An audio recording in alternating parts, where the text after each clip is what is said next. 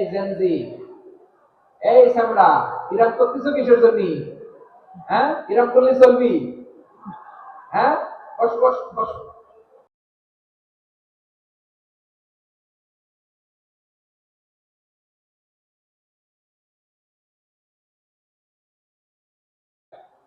যে টপিকটি নিয়ে আমি আপনাদের সামনে আজকে কথা বলতে চাই, টপিকটি অনেক গুরুত্বপূর্ণ।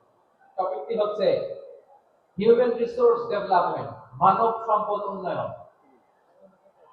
কারণ আল্লাহ তাআলা আমাদের যা দেখ আর না দেখ এটা দিচ্ছে।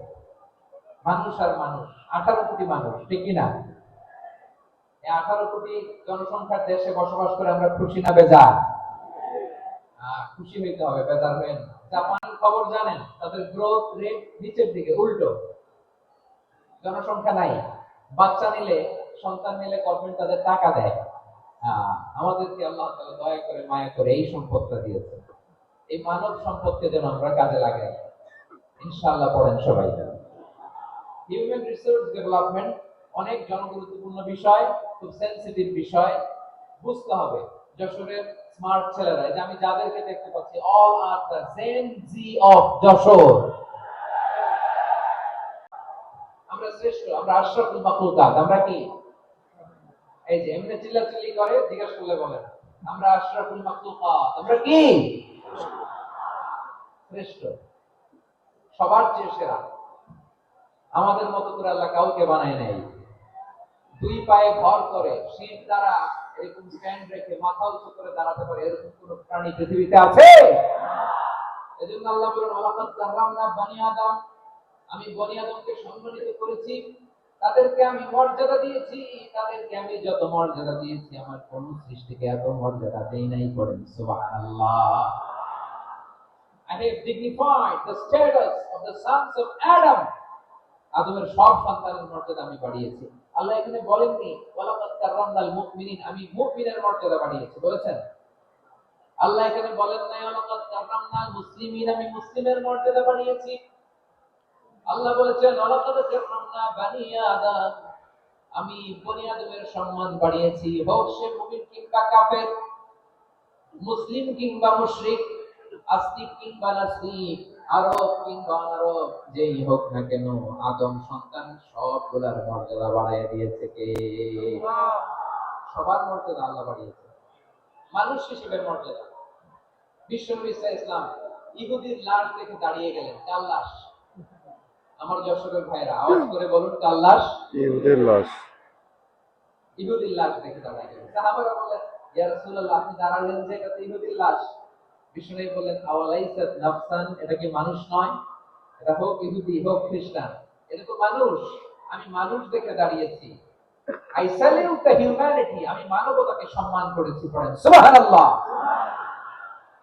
তাহলে জমিনে মানুষের মর্যাদা বেশি, হোক আস্তিক হোক নাস্তিক, হোক মুমিন কিংবা কাফের, আদমের সন্তান বলে মানুষ হলেই তার মর্যাদা বাড়িয়েছে কে?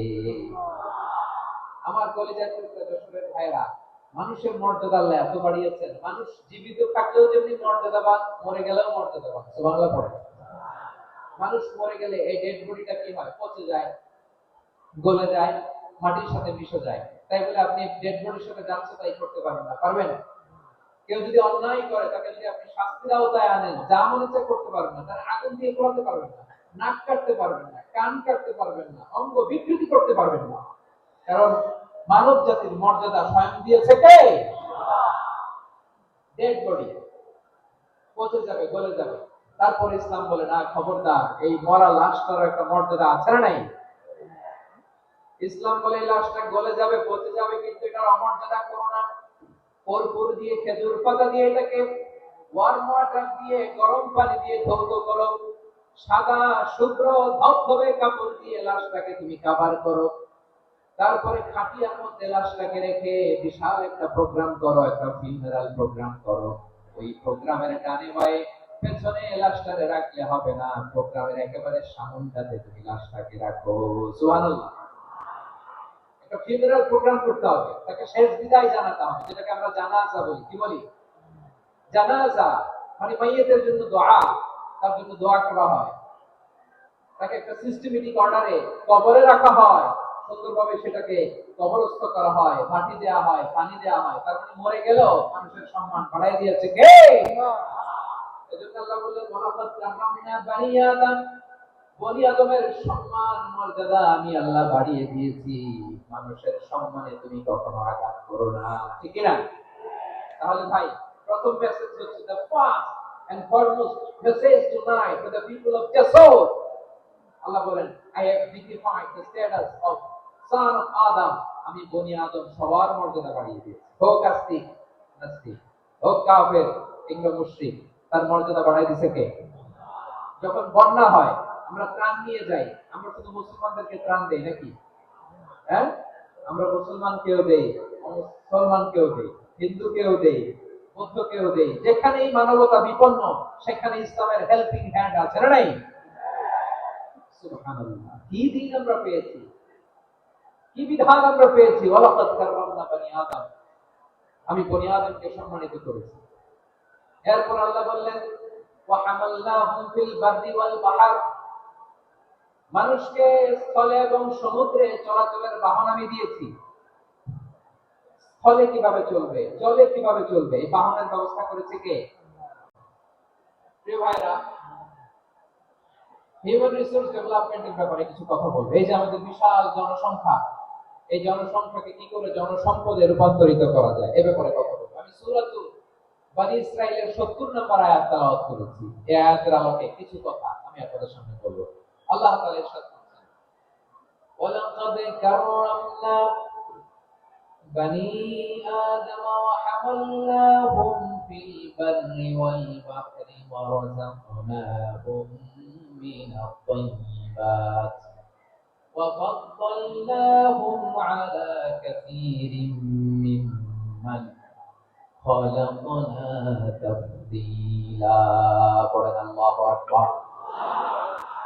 رب العالمين বলেন ওয়ালাকাদ কাররামনা বানি আদম, আমি বনি আদমকে সম্মানিত করেছি, বনি আদমকে মর্যাদা দিয়েছি।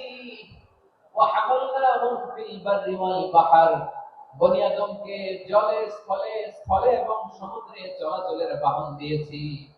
ওয়া রাযাকনাহুম মিনাত তাইয়্যিবাত, তাদেরকে পবিত্র রিজিকের বন্দোবস্ত করেছি। ওয়া ফাদ্দালনাহুম আলা কাসীরিম মিম্মান খালাকনা তাফদীলা, আর আমি আল্লাহ যাদেরকে সৃষ্টি করেছি তাদের মধ্য থেকে বনি আদমকে আমি শ্রেষ্ঠ বানিয়েছি। জেনজি ওরা স্মার্ট, ওরা ইশারা ইঙ্গিতে কাজ করে। এই যে পুরো গদি উল্টায় দিছে, ঠিক কি না? 24-এর ছাত্র নাগরিক অভ্যুত্থান আমাদের দেখিয়ে দিচ্ছে কিভাবে চোখের ইশারায় গদি উল্টে দিতে হয়। হ্যাঁ, জেনজিদের নিয়ে বসেছে, ওরা তো স্মার্ট, ওরা ডিস্টার্ব করবে না। মেহরবানি করে আমার সাথে কানেক্ট করো, 1 to 1, brain to brain, eye to eye, eye contact করো আমার সাথে, তাকাও। কষ্ট হলো আমার দিকে তাকাও, আওয়াজ করা যাবে না, আমার দিকে তাকাও।